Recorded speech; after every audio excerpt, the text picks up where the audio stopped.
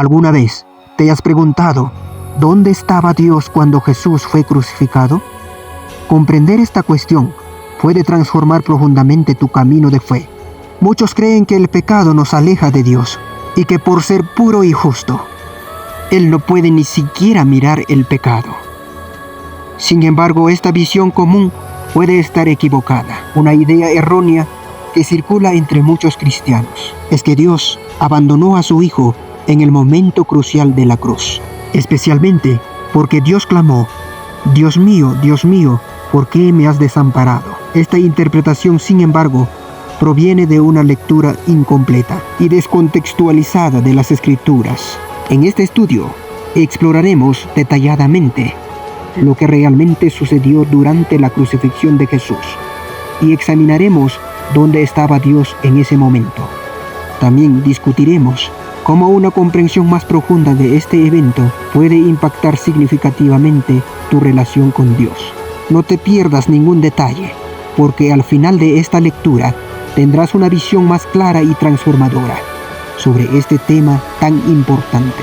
Comencemos analizando algunos pasajes bíblicos frecuentemente utilizados para defender la idea de que el pecado nos separa de Dios, al punto de que Él esconde su rostro de los pecadores. Por ejemplo, en Habacuc capítulo 1 versículo 13, se dice que Dios no puede mirar el mal.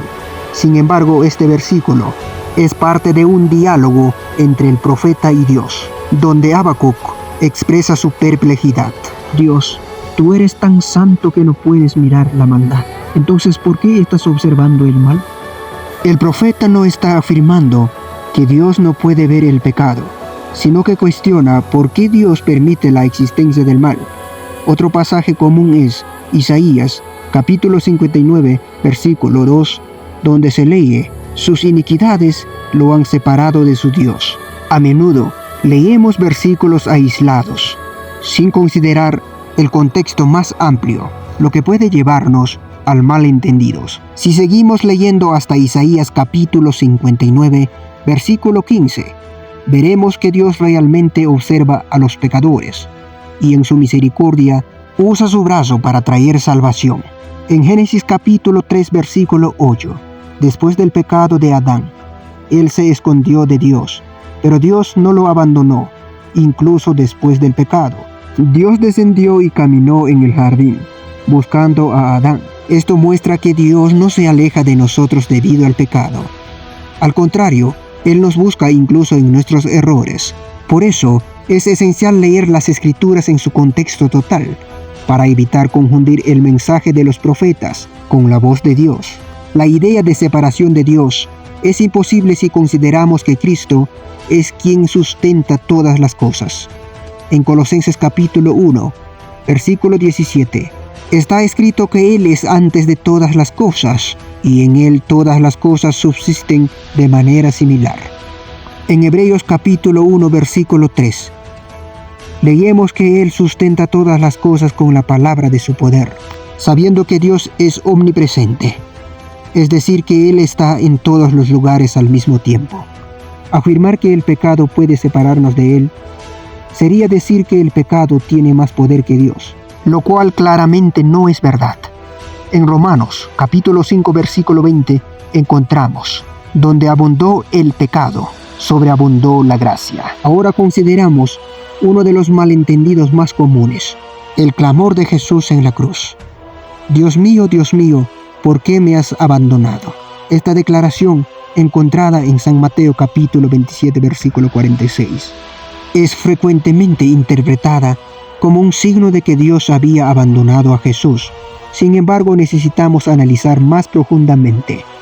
Todas las oraciones de Jesús comenzaron con Abba Padre, un término cariñoso que significa Padre. Entonces, ¿qué estaba diciendo realmente Jesús? Al reflexionar sobre las palabras de Jesús, Dios mío, ¿por qué me has abandonado?, es esencial comprender que Él no estaba expresando un sentimiento de abandono por parte de Dios. En realidad, Jesús estaba haciendo referencia directa al Salmo 22, escrito por David, que es ampliamente reconocido como una profecía sobre los sufrimientos de Mesías. ¿Sabías que El Salmo 22 comienza exactamente con esas palabras: Dios mío, ¿por qué me has abandonado? Era una frase profundamente conocida entre los judíos de la época. Al citarla, Jesús estaba señalando a los que lo rodeaban que Él era el cumplimiento de esa profecía, que todo lo que le estaba sucediendo había sido provisto siglos antes. Este acto de Jesús no era un grito de desesperación, sino una afirmación poderosa de su identidad como el Mesías. Es similar a lo que hizo al citar Isaías capítulo 61. Según lo registrado en San Lucas capítulo 4 versículo 18, en esa ocasión, Jesús leyó en la sinagoga: El Espíritu del Señor está sobre mí, porque Él me ha ungido para anunciar buenas nuevas a los pobres. Declaró que esa escritura se cumpliera en ese momento. Para comprender la profundidad de esta cita en la cruz, debemos mirar el Salmo 22 en su contexto completo. En el versículo 4, David afirma que Dios no escondió su rostro, sino que escuchó el clamor de ayuda. Más adelante, en el versículo 16, describe cómo traspasaron mis manos y mis pies. Y en el versículo 18 menciona: dividieron mis vestiduras entre ellos y sortearon mi ropa. Estos eventos se cumplieron precisamente durante la crucifixión, según lo relatado en el Evangelio de San Mateo capítulo 27 versículo 35. La parte final del Salmo es particularmente significativa. David termina diciendo: Él lo hizo una expresión que resuena con las palabras finales de Jesús en la cruz: todo se ha cumplido. Esto revela el cumplimiento de las profecías mesiánicas, confirmando que todo se estaba desarrollando. Dijo Jesús: consumado es y pagado es por completo. Amén.